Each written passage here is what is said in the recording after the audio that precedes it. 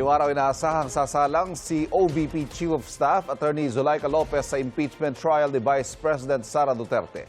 Sa susunod na linggo naman pinatatawag si NBI Director Melvin Matibag.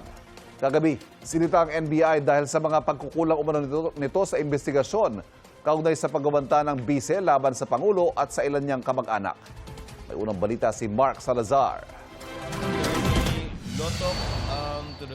Ginabi ang Day 4 ng impeachment trial sa pagsalang ng ikalawang testigo ng prosekusyon na si Attorney Jeremy Lotoc ng NBI.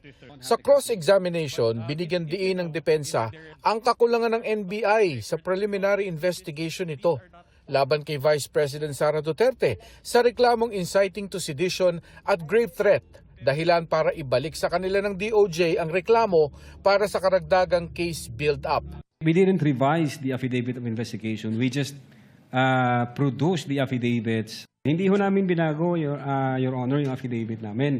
Nag-require ho ang Department of Justice, kulang kayo ng affidavit. Nasita rin ni Senator Judge Erwin Tulfo ang NBI sa kanyang manifestation na ang pagkukulang ng NBI ang dahilan kaya natagalan ang pag-usad ng kaso laban sa Vice Presidente. Sobrang tagal na sa DOJ ng kaso ninyo. There's something wrong with the case. Siguro po, next time, make sure na yung kaso isasampa ninyo is airtight. Hinighlight din ng depensa ang mga discrepancy sa investigation data form gaya ng received dates at docket numbers. Mga pagkakamaling ayon sa testigong si Attorney Lotoc, DOJ lamang ang makakasagot. The SAMSES Department of Justice, correct? It's a very basic question. Again, I don't know, Your Honor.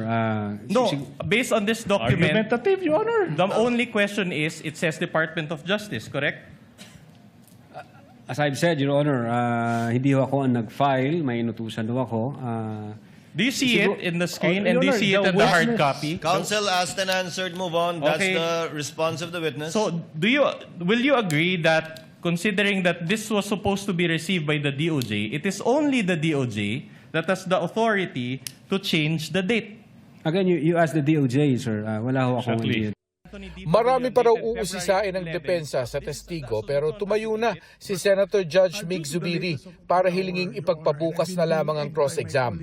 We've been here for 6 hours, 2 to 8. May we request maybe counsel for the defense or the body that we just adjourned? Bago mag-adjourn, nag-issue ng subpoena ang presiding officer para kay NBI Director Melvin Matibag. Pinaharap siya sa July 20. Inaasahang sasalang sina Attorney Zulaika Lopez pagkatapos ng testimonya ni Attorney Lotoc. Ito ang unang balita. Mark Salazar, GMA News.